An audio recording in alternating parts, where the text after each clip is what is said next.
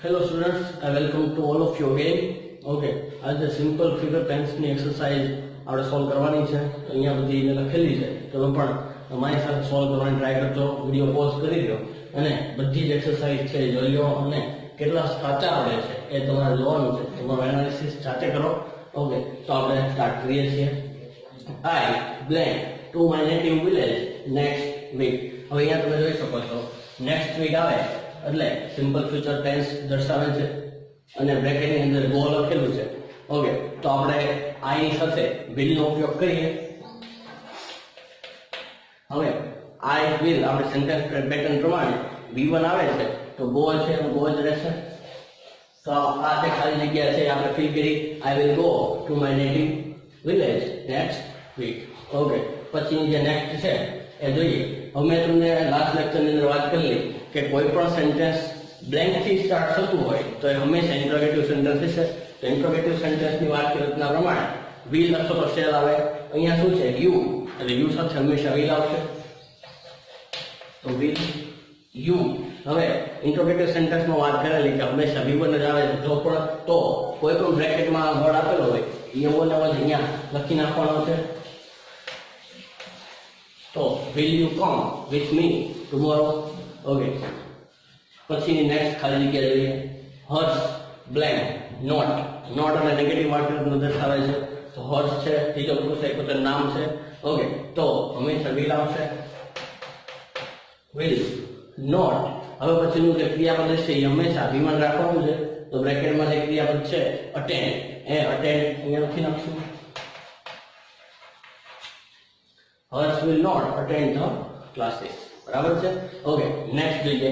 વી પછી બ્લેન્ક તો aquarium next Sunday. Aquarium એટલે કે માછલી ઘર. આ વર્ડ યાદ રાખજો, સ્પેલિંગ પણ જોઈ લેજો.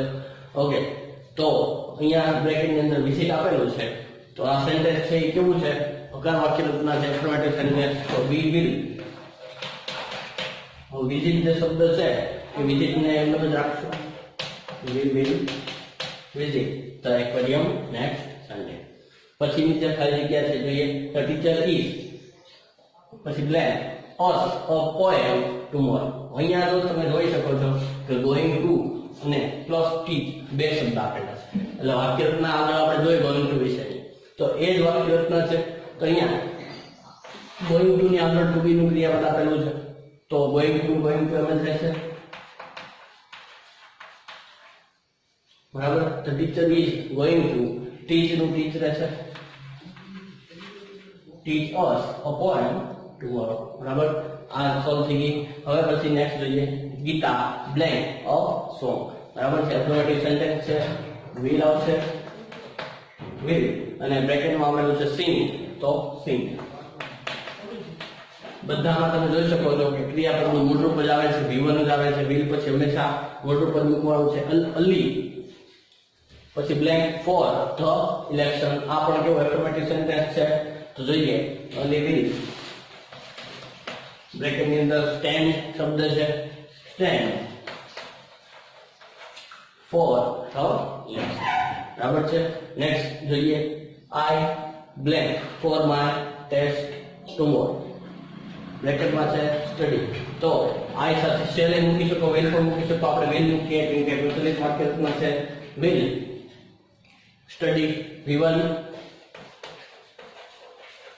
I will study for my test tomorrow. Okay, next જોઈએ. આમાં પણ કેવું છે કે પહેલા વાક્યની શરૂઆતમાં જ બ્લેન્ક આપી દીધી છે એટલે હંમેશા will મૂકી દેવાનું. will you ખાલી જગ્યા your room બ્રેકેટમાંથી ક્લીન. તો V1 નું V1 ક્લીન રહેશે.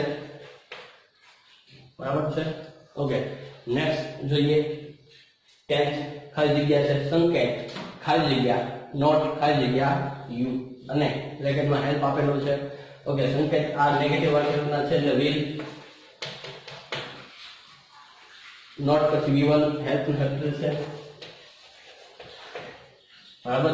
તો આ 10 ખાલી જગ્યામાં તમે જોયું સિમ્પલ ફ્યુચર ટેન્સ આપણે જોઈ લીધો. તો આગળ હવે એક્સરસાઇઝ કરીએ. તમે કેટલી તમારી એક્સરસાઇઝ સાચી છે એ તમે જાતે એનાલિસિસ કરજો. આમાં જોઈ શકો છો બધામાં will આવી શકે છે. બરાબર છે. અને હંમેશા V1 મૂકવાનું છે. એટલે આ જે વાક્ય રચના છે જ્યારે તમને પૂછાય બરાબર છે ત્યારે હંમેશા will પછી ક્રિયાપદનું મૂળ રૂપ આવે છે. આ વાક્ય રચના આપણે એક્ઝામ માં નથી પૂછાતી બ્લેન્ક્સ, પણ જ્યારે જ્યારે તમે વાક્ય લખતા હોય, તમે એસે લખતા હોય, કે કોઈ પણ વસ્તુ લખતા હોય, ઈમેલ રાઇટિંગ હોય, ત્યારે જ્યારે ફ્યુચર ટેન્સ વિશેની વાત આવે ત્યારે સિમ્પલ ફ્યુચર ટેન્સમાં હંમેશા will અથવા તો shall પછી મૂળ રૂપ જ આવે. બરાબર છે? ઓકે, આની પછી નેક્સ્ટ એક્સરસાઇઝ પર આપણે જોઈએ છીએ.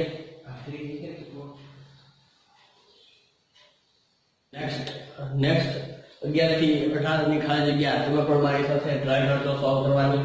ઓકે, મધર બ્લેન્ક અ સ્ટોરી. હવે સિમ્પલ ફ્યુચર ટેન્સ છે એટલે will મૂકવાનું છે. will ટેલ નું ટેલ એમનું રહેશે, ટેલ અસ અ સ્ટોરી. બરાબર છે? પછીની જે બ્લેન્ક છે રામુ બ્લેન્ક વેજીટેબલ્સ. કૌંસમાં છે સેલ, તો રામુ will sell નું sell આપવાનું રહેશે. V1 Ramu will sell vegetables. બરાબર? Okay, next the postman blank letters in the afternoon. બ્રેકેટમાં છે bring. ઓકે, postman પછી will અને V1 એટલે કે bring letters in the afternoon. Okay, અહીંયા આપણે જોયું એમ યુ પછી નોટ છે. પહેલા અમે વાત કરી કોઈ પણ સેન્ટેન્સની શરૂઆત બ્લેન્ક થી થતી હોય તો ક્વેશ્ચન વાળું વાક્ય હશે, ઇન્ટ્રોગેટિવ સેન્ટેન્સ. અહીંયા નોટ પણ છે એટલે ક્વેશ્ચન પ્લસ નેગેટિવ છે, તો will plus you not solve. બ્રેકેટમાં સોલ્વ આપેલું છે, તો will you not solve this problem. Okay, પછી the cat, આ પણ કેવું છે? નેગેટિવ સેન્ટેન્સ છે. the cat blank not blank bread. બ્રેકેટની અંદર છે it. the cat will પહેલી ખાલી જગ્યા will, પછીની જે બ્લેન્ક છે ખાલી જગ્યા એમાં it આવશે V1 પ્રમાણે. ઓકે, પછીની જે ખાલી જગ્યા છે એમાં સ્ટાર્ટિંગ શેનાથી થાય છે? બ્લેન્ક થી, તો એ પણ ઇન્ટરોગેટિવ સેન્ટેન્સ છે. ઓકે, બ્રેકેટમાં પનિશ આપેલું છે, તો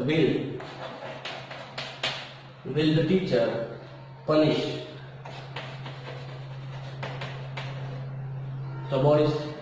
ઓકે, નેક્સ્ટ જોઈએ the lion blank the mouse. હવે આ જે એફર્મેટિવ સેન્ટેન્સ છે નેગેટિવ પણ નથી, ઇન્ટરોગેટિવ પણ નથી. ઓકે, તો બ્રેકેટની અંદર કેચ આપેલું છે, the lion will catch the mouse. Okay, એની પછીનું લાસ્ટ બ્લેન્ક છે, જોઈએ I blank the competition tomorrow. હવે અહીંયા છે will શબ્દ. બરાબર છે? I સાથે તમે shall પણ મૂકી શકો છો, પણ આપણે બધામાં will રાખ્યું છે તો અહીંયા will મૂકીએ. I will. હવે V1 મૂકવાનું છે તો બ્રેકેટમાં win છે, અહીંયા લઈએ will. I will win the competition tomorrow. બરાબર છે? તો આવા પ્રકારની સિમ્પલ ફ્યુચર ટેન્સ વિશે આપણે વાત કરી. એકદમ સિમ્પલ ટેન્સ છે અને આમાં કોઈ અઘરું નથી. તમે આ બધા જે વિડીયો છે એ વારંવાર જોતા રહો, કે જેનાથી તમને વધારે વધારે પ્રેક્ટિસ થાય અને તમે બોલવામાં પણ આનો વધારે વધારે ઉપયોગ કરો તો તમને વધારે વધારે પ્રેક્ટિસ થશે અને મહાવરો થશે. ઓકે, તો અહીંયા આપણે સિમ્પલ ફ્યુચર ટેન્સ વિશે વાત કરેલી અને અહીંયા આપણે સિમ્પલ જે ફ્યુચર ટેન્સ છે પૂર્ણ કરીએ છીએ. નેક્સ્ટ વિડીયોની અંદર કન્ટિન્યુઅસ ટેન્સ આપણે ચાલુ કરવાના છે. ઓકે, તો એના માટે રેડી રહેજો. Okay, stay home, stay safe. Thank you so much.